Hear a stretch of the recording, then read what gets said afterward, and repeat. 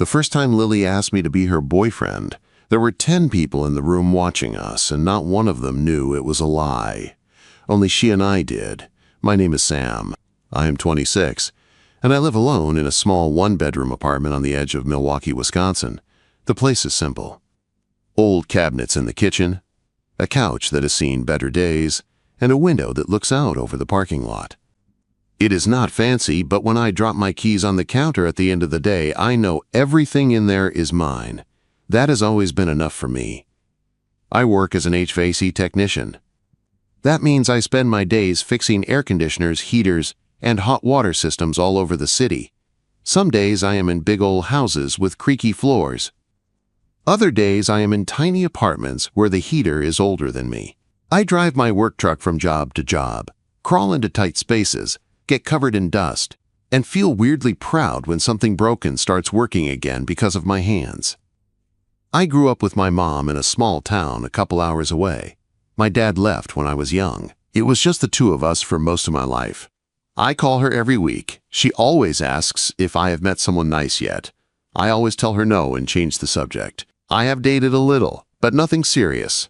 I like my routine, work, a run at the park when the weather is good, some old rock music from Springsteen or Tom Petty in the evenings, maybe a beer with friends on the weekend. Quiet, simple, safe.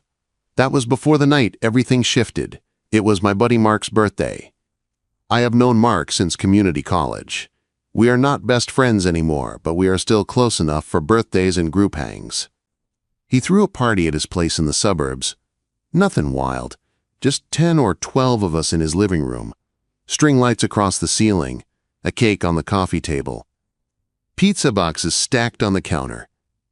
A cooler full of beer in the corner. I came straight from a job where I had spent the afternoon in a stranger's basement fixing a leaky water heater. I still had on my work jeans and a plain t-shirt. Nobody seemed to care. Mark slapped me on the back, handed me a slice of pizza, and pointed me toward the couch. That is when I saw her, Lily. I had seen her before at a few group hangouts.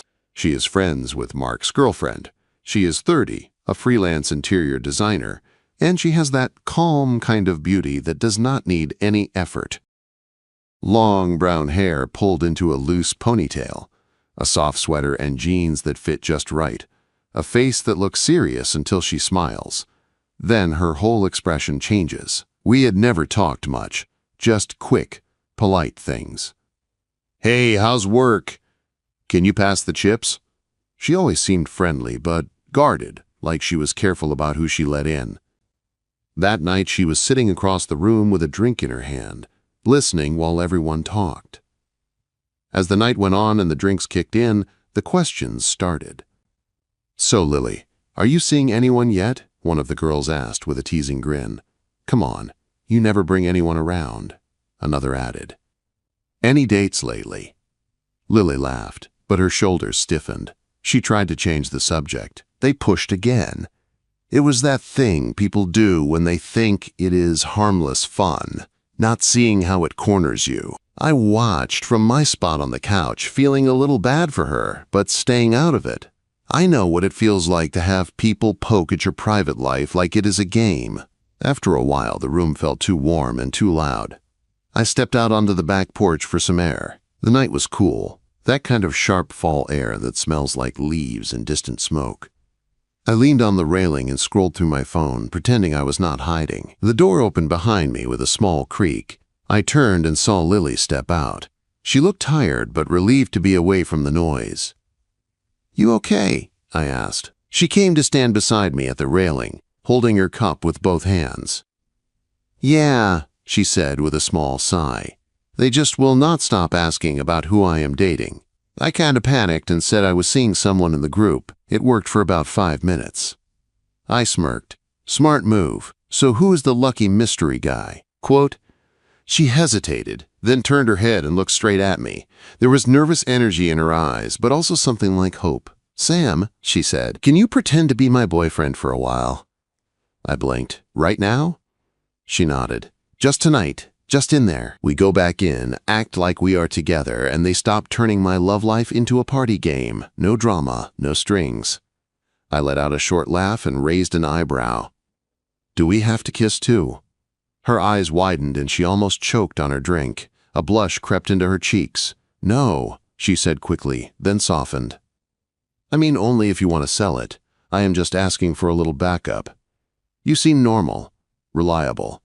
The other guys would make it weird later. You would not. She looked away when she said that last part, like she was not used to asking for help. I looked at her for a long second. I could have said no. Could have gone back to my quiet corner and my safe, simple life. Instead, I heard myself say, "All right, I am in. But we need a story." Her shoulders dropped in relief. A small smile tugged at her lips. "Okay," she said, thinking fast. "We have been seeing each other for about a month. We met through mutual friends at a party. You fixed a broken fan. I almost spilled water on you. You work HVAC. I do interior design. We got coffee. It clicked. Keep it light. Keep it simple." "Got it," I said. "I can handle simple." When we walked back into the living room, her whole body language changed. She slipped her arm through mine like she had been doing it for years. Her head tilted toward my shoulder. Her smile was easy. "Everyone," she said, a little louder than before. "This is Sam, my boyfriend, the one I told you about." A ripple went through the room. A couple of people raised their brows. Mark's girlfriend grinned. "Well, it is about time," someone said. Sit, tell us everything." We sat down together on the couch. Lily kept her hand on my arm. I could feel the warmth of her palm through my sleeve. "So how did you two meet?" one of the guys asked. I took a breath and jumped in. "At a party," I said. "I was fixing a ceiling fan in the kitchen, and she almost dumped water on my head. I thought it was the end of me." Lily laughed and rolled her eyes. "He is being dramatic. I saved the fan and his hair." We started talking, then grabbed coffee later. "And what do you like about him?" another friend asked, leaning forward. She glanced at me, then back at them. "He shows up," she said simply, "on time, every time, and he listens. That is rare." It was such a small answer, but it hit me in a strange way. They turned to me. "What about you, Sam? Why Lily?" I looked at her, at the way her eyes were bright, but a little guarded even now. "She knows who she is," I said. "She has opinions and does not pretend to be someone else for anyone." That is rare, too. The table went quiet for a half second. Then someone made a joke about setting the bar too high. The moment passed. The party rolled on with new topics, and just like that, the questions about her love life stopped. We kept the act going. She leaned into me when she laughed. I refilled her drink when I got my own. Our stories matched without effort. It felt less like lying and more like stepping into something that had been waiting for us. When the night started to die down and people grabbed their coats, Lily slipped her arm from mine. Her cheeks were pink, her eyes softer than I had ever seen them. "Thank you," she said quietly near the door. "You really saved me tonight." "Friends help friends," I said. "Even fake ones." She smiled at that, and for a second it felt like there was more in that look than gratitude. Then she turned to say goodbye to the others. I walked out to my truck under the cool Milwaukee sky, the air smelling like wet pavement and cold. On the drive home, I kept replaying the night, her hand on my arm, her laugh. The way she said I show up, it was supposed to be a simple favor, a pretend boyfriend for one evening. The next morning, my phone buzzed on the kitchen counter while I was pouring coffee. I wiped my hands and picked it up. Lily's name was on the screen. When I picked up my phone, there was a simple message from her. "Hope my friends didn't scare you off. Thanks again for last night." I leaned against the counter, coffee in one hand, phone in the other. My first instinct was to keep it cool, no big deal. So I typed back, "They were fine. You owe me danger pay, though. Fake boyfriend work is risky." A second later, she replied with a laughing emoji and another text. "Good, because I kind of told them we would both come to brunch next weekend. Think you can handle one more round?" I stared at that for a moment. One night was easy. Brunch felt like another step, but my chest warmed a little at the idea of seeing her again. Not as the quiet woman in the corner, as the guy sitting next to her. Yeah, I wrote back, Tell me when and where. I will bring my best acting skills. Sunday, 11, little cafe on Brady Street, she sent. Thanks, Sam. Really? The week rolled by in a blur of work. I spent my days crawling into attics, checking vents, and replacing old filters. The usual calls. A broken furnace in a small brick house. A cranky water heater in an old duplex. People complained about the cold, about bills, about the team the night before. I nodded and did my job, but in the quiet moments between jobs, my mind kept going back to Lily on that porch, to how her arm felt hooked through mine, to the way she had relaxed once we walked in together, like she could breathe again. Sunday came with clear skies and that sharp fall air that wakes you up the minute you step outside. I pulled on a clean shirt, nicer jeans, and grabbed my truck keys. As I drove toward Brady Street, my stomach did a slow flip. It felt like a real date, even though we had agreed it was just pretend. The cafe was a small corner place with big windows and little tables packed close together. The smell of coffee and baked bread hit me as soon as I opened the door. I spotted the group right away at a long table near the back. Lily saw me first. She lifted her hand and waved, a real smile lighting up her face. She wore a simple dark green sweater and jeans, her hair down around her shoulders. She looked relaxed, but her eyes flashed with relief when I walked over. "Hey," I said, sliding into the seat next to her. "Hey," she replied softly. "You came." "Of course," I said. "You did promise me food."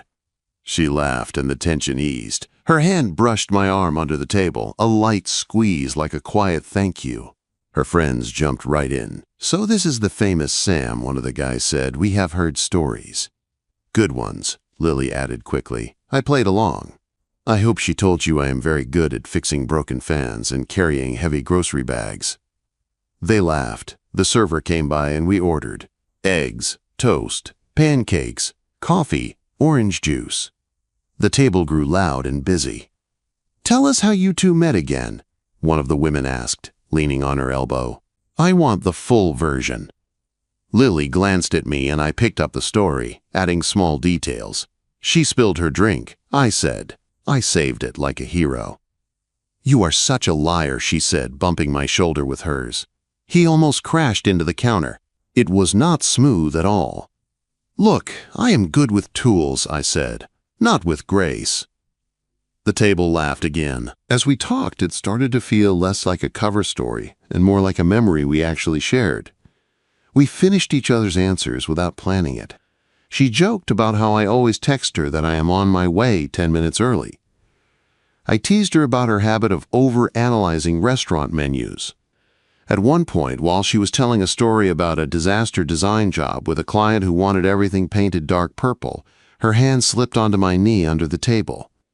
It stayed there, warm, steady. She did not even seem to notice at first, but I did. My chest clenched, not in a bad way, in a way that told me this was no longer just a favor. By the time the check came and everyone started talking about their weekend plans, it felt like we were the couple we were pretending to be. Her friends teased us lightly, but the questions had shifted from, "Are you seeing anyone?" to, "When are we all hanging out again?"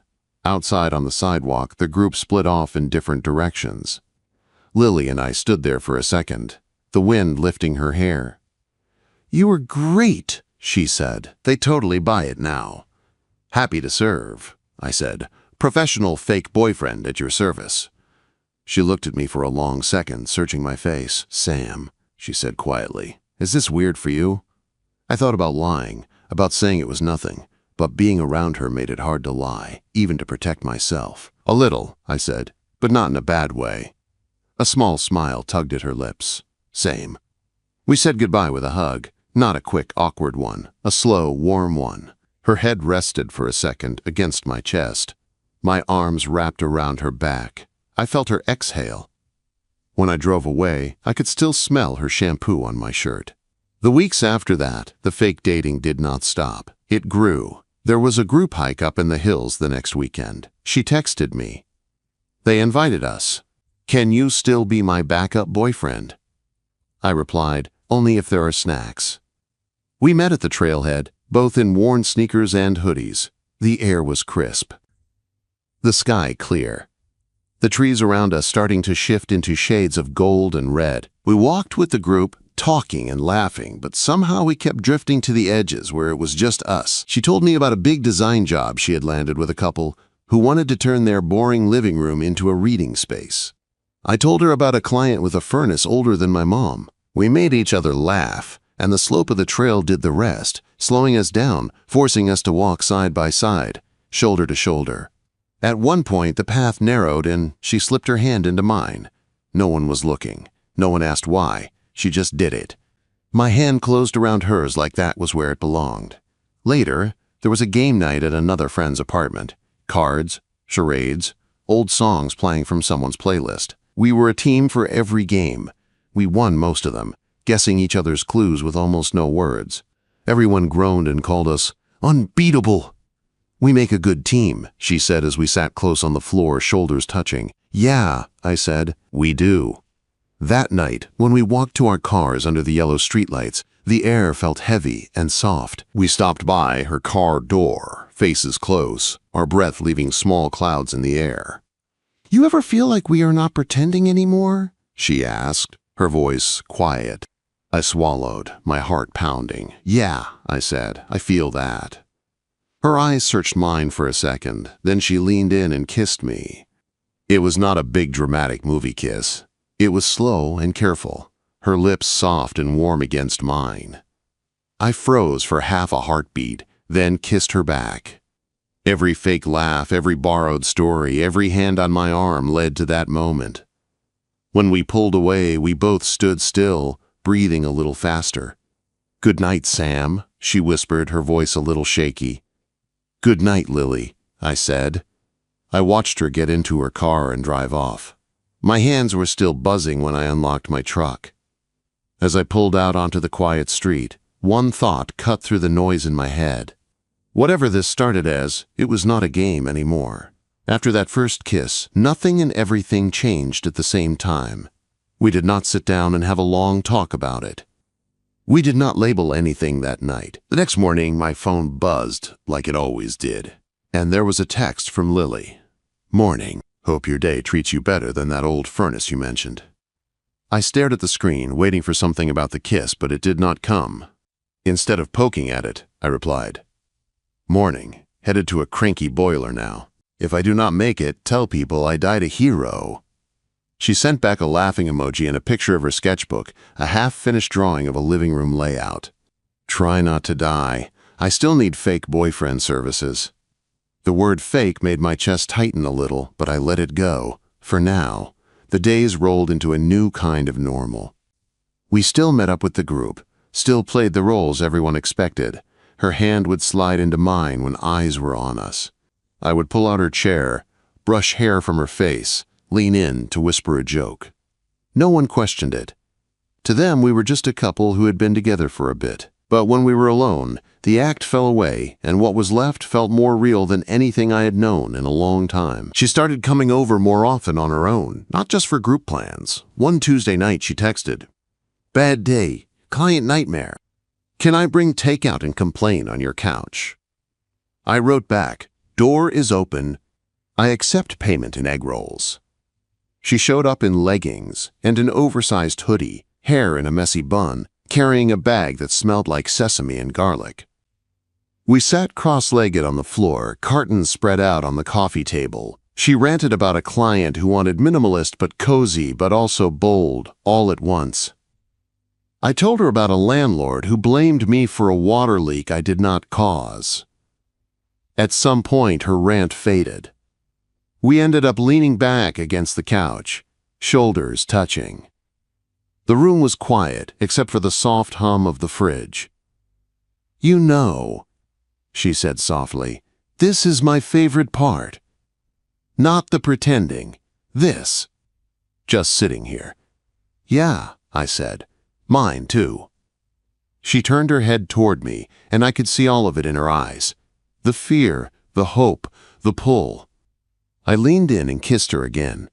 This time, slower, deeper. Her fingers slid up to the back of my neck, and the world shrank to the feel of her mouth on mine, and the warmth of her body pressed close. After that night, There was no pretending between us when we were alone. She started leaving a toothbrush in my bathroom, then a pair of slippers by the door. One Sunday morning, she stood in my kitchen wearing one of my old flannel shirts and said, "You know you have no decent coffee mugs, right?"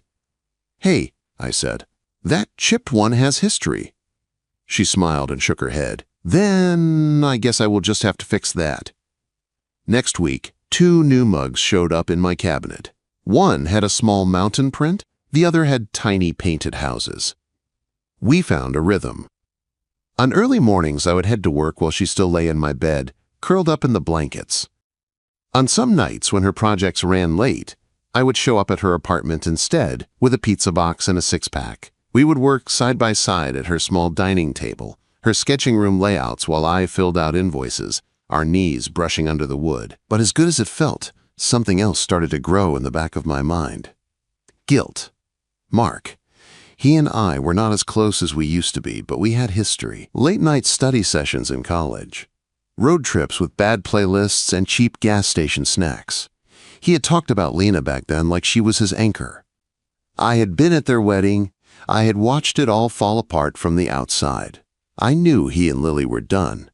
I knew she had her own side of that story. Still, I could not shake the feeling that I was crossing a line by falling for his ex. Lily saw it before I even said anything. One night she caught me staring out at the parking lot, quiet, my hand wrapped around a beer I was not drinking. "Where did you go just now?" she asked, sitting beside me on the couch. I shrugged. "Just thinking." "About?" "Mark," I admitted. "About you and him." "About me and him." She pulled her legs up under her and faced me fully. "You two do not really talk anymore, right?" she asked. "Not much," I said. "Birthdays. Random memes once in a while. But he was important to me once. I keep thinking about his face if he found out." She looked down at her hands. "You know how it was with us. We tried for a long time. In the end, it was just 2 people who could not meet in the middle anymore. He wanted someone who fit his path. I wanted someone who saw me. We broke each other more than we built each other. I am not proud of how messy it got, but it is over." Her voice softened. "Do you regret this with me, Sam?" The question hit me hard. I shook my head. "No, I do not regret any of this. That is the problem. I want you. I just do not want to feel like I am betraying someone who used to matter." She nodded slowly. "Then maybe the only way through is to stop hiding. Tell him." The idea made my stomach twist, but deep down I knew she was right. If I kept pretending this was just a small thing, it would start to poison what we had. A few days later, I sent Mark a text. "Hey man, coffee this weekend? Need to talk about something important." He replied faster than I thought he would. "Sure." Usual place? Quote, "Saturday afternoon, we met at the same bar we had wasted so many nights in during our early 20s. It smelled like stale beer and hot wings. Same cracked pool table. Same neon signs." He looked older, more tired around the eyes, but still the same broad frame and quick smirk. "Long time," he said, clapping my shoulder as we sat. "Yeah," I said. "Too long." We talked about small stuff first. Work, the team, old classmates. My heart pounded harder with every minute. Finally, I set my beer down and looked him in the eye. "I am just going to say it," I said. "I have been seeing Lily." His smile disappeared that second. His jaw tightened.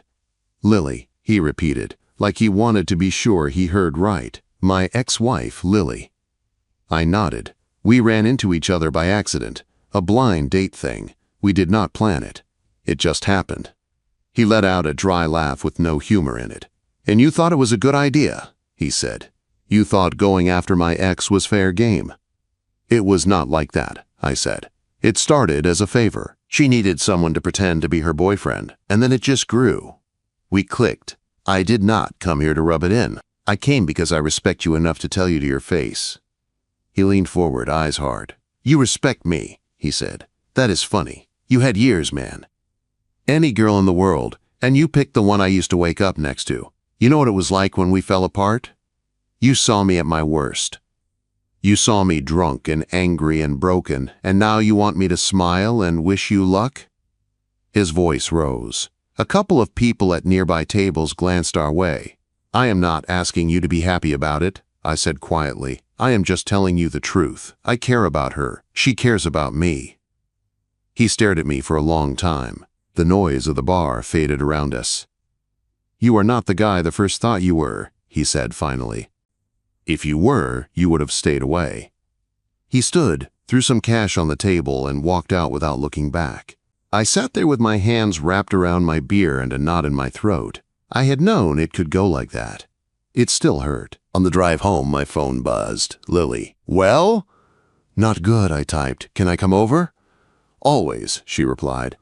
When she opened her apartment door, I did not even get a word out before she wrapped her arms around me. I held her close, breathing in the soft scent of her shampoo, feeling the steady beat of her heart against my chest. "What did he say?" she asked quietly.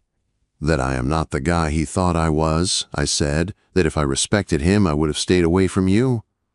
She flinched like the words hit her too. Her eyes filled but did not spill over. "You can walk away," she said. "Right now, I would understand. I do not want to be the reason you lose someone from your past." I pulled back just enough to see her face. "I am not walking away," I said. "He is my past, Lily. You are my present. And if I am lucky, you are my future. I am done living safe so no one gets upset." For a long moment we just looked at each other, breathing the same air. There was pain in the room. But there was also something stronger. She took my hand and led me inside. "Then we move forward," she said, "even if it hurts." I did not know what that future would look like. I did not know if Mark would ever speak to me again. All I knew was that I had chosen her. And that choice was about to be tested in ways neither of us saw coming. After that talk with Mark, it felt like someone had slammed a door on a part of my past. It hurt, but when I walked into Lily's place that night and she wrapped her arms around me, I knew which door I wanted open. We sat on her couch, the room dim and quiet, Clara music humming from her small speaker. She listened to every word I said, every ugly detail of what Mark had thrown at me, then just held my hand and said one thing. "We move forward. Together." That was the moment I knew I was all in. The next months slid into a calm that did not feel boring. It felt steady. Lily was at my place almost every night. One evening she showed up with a small duffel bag and this crooked little smile. "I brought a few things," she said. "Toothbrush, a couple of shirts, some books. I hope that is okay." I laughed and opened my closet. I cleared a drawer, shifted some hangers, and handed her a stack of empty space. "Good thing I like you," I said. She stepped close, kissed me slow, and whispered that she liked me too. A lot. Soon my apartment did not look like mine alone. Her sketchbooks piled up on the coffee table. Little plants appeared on the windowsill. A sweater of hers hung on the back of a chair. Mornings became our routine. I would get up first, start the coffee, and she would wander in wearing one of my old flannel shirts, hair messy, eyes half closed. She would sit on the counter while I scrambled eggs or toasted bread and talk about a new project or a book she was reading. I would complain about a broken furnace or a rude landlord. It felt like we had lived together for years, even though it had only been months. The big change came one quiet evening. I was on the couch flipping channels when she came out of the bathroom holding a small white stick in her hand. Her face was pale and her voice shook a little. "Sam, I think I am pregnant." My heart stopped and then started again twice as fast. I took the test from her and saw the 2 lines. For a moment the room spun. Then I pulled her into my arms. "Are you okay?" I asked. She nodded, pressing her face to my chest, scared, but also kind of happy. "How do you feel?" "Terrified," I said, and then I laughed. "And really happy." From that point on, our lives shifted around the tiny person we had not even met yet. Doctor visits, vitamins, eating better, reading baby books. She would lay on the couch and guide my hand over her stomach when the baby kicked. "Feel that," she would say, eyes shining. "That is our kid saying hello." At night we lay in bed and whispered about names. One evening she rolled onto her side and said, "I like Clara. Simple and bright." I smiled. "Clara Sanders. I like that." When our daughter finally arrived, the world narrowed to one hospital room and one tiny newborn cry. The labor was long and brutal. I held Lily's hand for hours, wiped sweat from her forehead, and whispered that she was strong when she said she could not push anymore. Then suddenly there she was, this small, wrinkled bundle with a powerful set of lungs. The nurse placed her in Lily's arms, and I swear the whole world went quiet. Lily smiled through tears, whispering hello to our daughter while I stood there, hand over both of them, feeling my heart break open in the best way. The first weeks at home were hard, nights blurred into days. We took turns rocking Clara, pacing the small apartment while she screamed for reasons we did not always understand. Lily was gentle and patient, but I saw the tired lines under her eyes. She brushed it off as new mom life. I believed her until the exhaustion turned into something heavier. She got a strange pain in her chest and brushed that off too. I pushed her to see a doctor, just to be safe. The call from the clinic came on a gray afternoon. I was home with Clara when Lily walked in, her face too calm. "We need to talk," she said. My chest went cold. We sat at the table. She took my hand, then let it go and stared at the wood grain. "They found a lump. They think it is breast cancer." My ears rang. For a second I could not even hear the rest. Words like stage and treatment and chemo floated around us like smoke. All I knew was that she looked small and scared in front of me, and I needed to be solid. That night she cried harder than I had ever seen. "What if Clara does not remember me?" she whispered, fingers clawed into my shirt. "What if I do not make it?" I held her as close as I could. "We fight," I said, "every day, with every bit of strength we have. You are not alone in this." When her hair started to fall out weeks later, she stood in the bathroom with a handful of it, tears streaming down her face. I went and grabbed my clippers. "Sit," I said gently. "We are doing this together."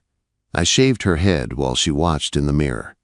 When it was done, I kissed the top of her scalp and told her she had never looked more fierce. Chemo was ugly. She was sick and weak, sometimes angry, sometimes quiet. There were days she snapped at me over nothing and then apologized 1 minute later. I never once thought about leaving. I cooked simple food she could keep down, held her over the toilet when she got sick, carried Clara when her arms shook too much. Mom came to stay and take some of the load. Friends dropped off meals. But most nights it was just us three, curled up on the couch, cartoons playing for background noise while I held my two girls close. Then came scan day. We sat in the cold waiting room, my fingers laced with hers, Clara at home with my mom. The doctor walked in with a folder and a careful smile. "The chemo worked. No sign of the tumor. You are in remission." I closed my eyes and let out a breath I felt like I had been holding for months. Lily covered her face with her hands and sobbed, this time from relief. I pulled her into my chest and held on as hard as I could. Life after that was a slow climb back to normal. Her strength came back little by little. She started designing again, first from home, then part-time. I went back to full shifts, but never forgot what mattered. We took Clara to the park, pushed her in the swing, watched her chase pigeons with that wild baby laugh. Every checkup was scary, but each clear result gave us a little more space to breathe. One Saturday morning, Clara asleep in her crib, sunlight pouring into the kitchen, I watched Lily make pancakes at the stove. Her hair had started to grow in soft and short, curling around her ears. She turned and caught me staring. "What?" she asked with a small smile. I shook my head. "Nothing. Just thinking about that party where you asked me to fake being your boyfriend." She laughed and stepped closer, sliding her arms around my waist. "Best deal I ever made," she said. A few months later, we stood in a small park by the river with my mom, a handful of friends, and Clara holding a little bunch of flowers. We said simple vows under a tree, just promises to keep showing up and not run when things got hard. The officiant pronounced us husband and wife. I kissed Lily, slow and sure, while our daughter clapped her tiny hands. That night on our worn couch, Clara finally asleep, Lily curled up against me and rested her head on my shoulder. She looked up with that same quiet spark from the porch long ago. "Remember when I asked you to pretend to be my boyfriend for a while?" she said. I smiled and kissed her forehead. "Yeah, And I asked if we had to kiss too. She nodded, fingers tracing circles on my chest. I am glad you said yes. So am I said, because nothing about this is pretend anymore.